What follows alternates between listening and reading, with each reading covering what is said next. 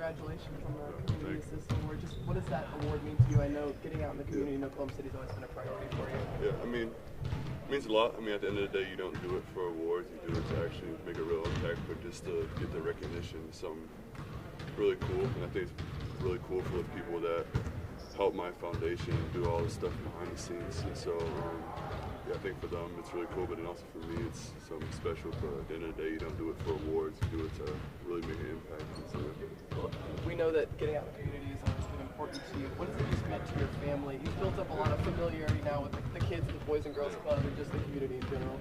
It means a lot. I mean, like I said, at the end of the day, you do it to make a real impact. You don't do it for recognition. You don't do it for stuff like that. So just to be able to do it with my family, see the impact that it has in the community, so it's good. How would you describe the love that you've received back from the community throughout your time? It's been great. I mean, ever since I came out here, it's been something really special. I think in general, the Oklahoma City community is something really special. I think that even gave me a push to give back even more, just seeing on a day-to-day basis. Like I said, like the Oklahoma Standard, you see it on a day-to-day basis, not just something they talk about, something they do. And I think from day one you saw it. And so yeah, it's been great. You played with some like all-time great pick and roll ball handlers. I just wanted to get your early impressions of AJ. You've been running a few more actions with him. Yeah, super aggressive. I think scoring wise, he's been really good for us. We've really needed it so far. I mean, especially with all the guys out. And again, I think you have to give him a lot of credit. You have to give Sam a lot of credit. I mean, I think I had someone ask me the other day, it's like, "Oh, you guys been pretty healthy all season." I'm like, nah, we just have a deep roster, and you have to give a lot of credit to Sam, a lot of credit to the coaching staff, keeping guys ready, but then also the players themselves. I mean, AJ's been doing it last year, but now he's took a bigger role. So yeah, we've always had a lot of trust in him, and just want to keep building on that.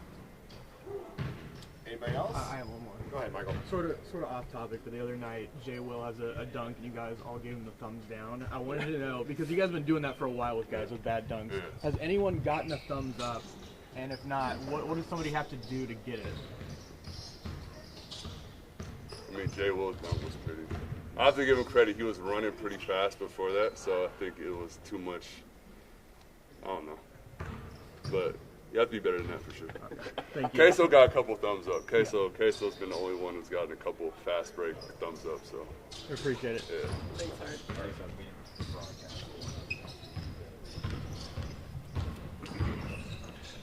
Check one. Check.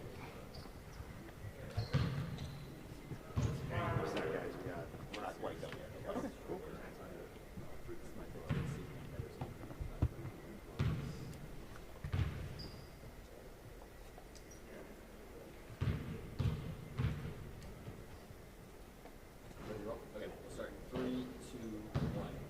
Thunder here continuing their homestand. The Washington Wizards coming into town. I've got Isaiah Hartenstein here alongside me. Before we break down the matchup, we got some major news to announce that you won the Bob Lanier Community Assist Award for the NBA for the 2025 offseason.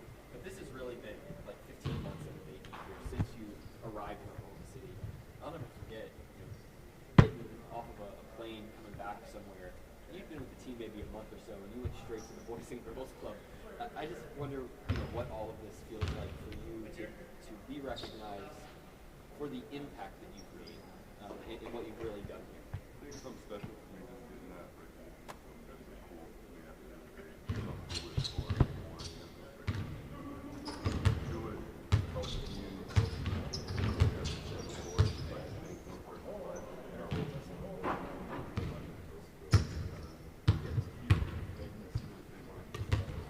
Your foundation has been so impactful, and we really see it in the Girls Club, who I mentioned, Positive Tomorrows, which is obviously a functional place in our society here in New York City. Do you have a favorite memory from any of the events that you've done, or maybe an interaction that really stands out to you, something special?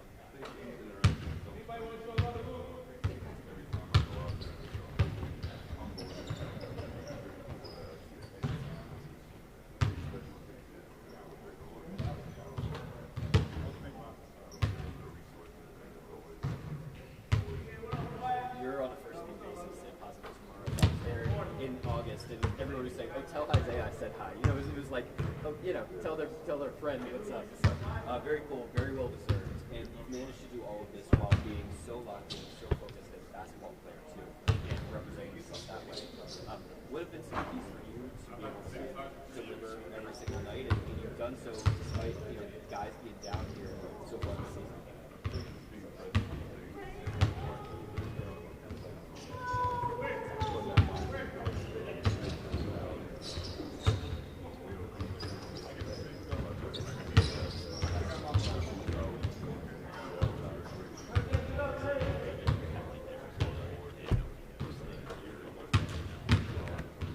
Have an interesting conversation with a young big talent star that got a high draft pick. And the Wizards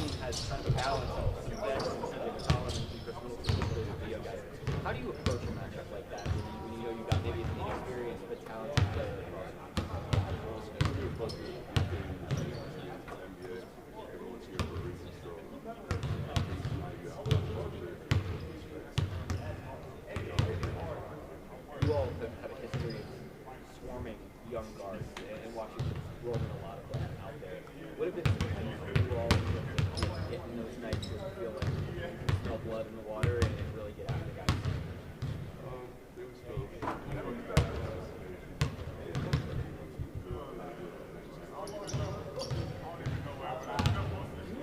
Just do an incredible job. It's like that's your constant. You know, that's your 95 mile an hour fastball. More than 230 miles, you shot double digit rebounds. What's your approach on the glass in terms of the physicality and the intensity that you have to have?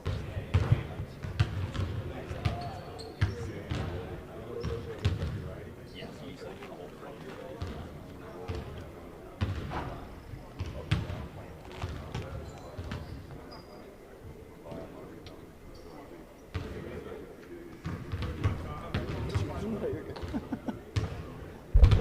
That's a really how do you see since you've been here the way that skill is transformed because the rebound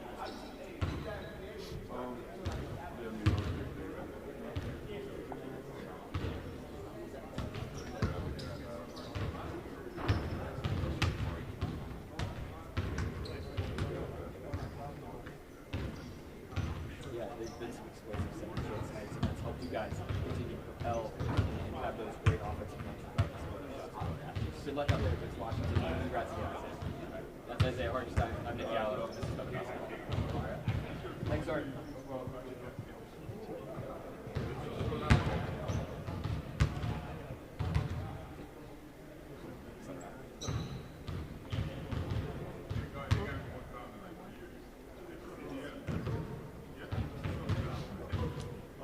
We're not done.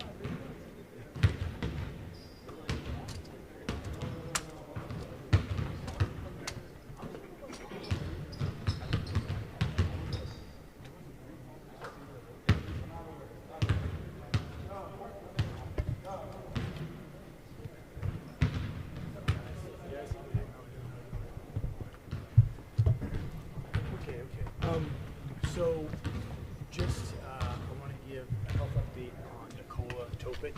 I think, as everybody's aware, he had a testicular procedure at the very beginning of training camp. That procedure was necessary and done at MD Anderson in Houston to determine if Nikola was dealing with a case of testicular cancer. The procedure was necessary in order to do a biopsy, and the results of the biopsy have been returned, and he is dealing with a case of testicular cancer. Now, he has a tremendous group of oncologists, both at OU, MD Anderson, and they are extremely positive about his outlook in dealing with this situation. It's important to note that testicular cancer is the most cured form of cancer among males, but the treatment option for him right now, as recommended by the oncologist, is chemotherapy. Tope didn't want to make this information public until he'd begun the actual treatments, which he has recently. He's been in here, he's training, he's working out. Through this entire process, he's been able to do that. But as we all know, this would be a challenging treatment process to go through. But the team of physicians he has around him, like I said before, extremely positive about his long-term outlook. In terms of our expectations for him or anything like that, our only expectations of him are to focus on this. This is his most important priority. He'll be back playing basketball, when he's able to, but we're not putting any type of expectations on that, obviously. He has our total support, encouragement, love. The guys on the team have been amazing. Tope is a really remarkable guy. I think everybody knows that. That's been around him. Extraordinarily mature, composed, resilient. He has all the tools that you could ask for somebody to take on and conquer the situation. And we just want to make sure that we're addressing it as we can, but also calling on everyone to recognize that it's a private matter, and he's got to focus on this right now and not basketball. So anything I can answer, happy to take any questions on this topic specifically, and I'll leave it up to you guys from here. Just say, getting to know him as a person, you've spoken so highly of just his maturity, his poise, and I just wonder if you can shed a little bit more light on how he's handled all of this, and how proud you are of him to handle it all. Yeah, I mean, listen, when you're in when you have a team, it's a team of people first, players second. People go through different things in their lives and their careers. This is the thing that is in front of him right now. And as I said, he's a really special guy. I think every one of his teammates will tell you that. And he's equipped from a maturity standpoint more than just about anybody I know at this age to look at this and approach it with the type of mentality that is required, and I think he'll do a great job of it. How did the team sort of handle the news? I don't really want to, I'm really careful about kind of discussing the things that happen behind closed doors, but I think everybody knows our group of guys, how close-knit they are.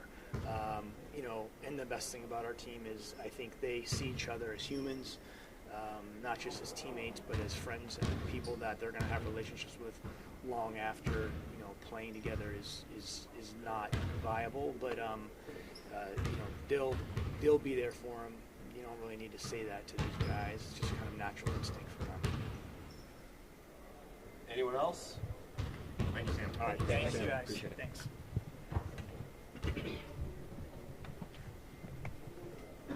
Thank you, everybody, for coming out. We are a wrap for Shoot Around today. All right.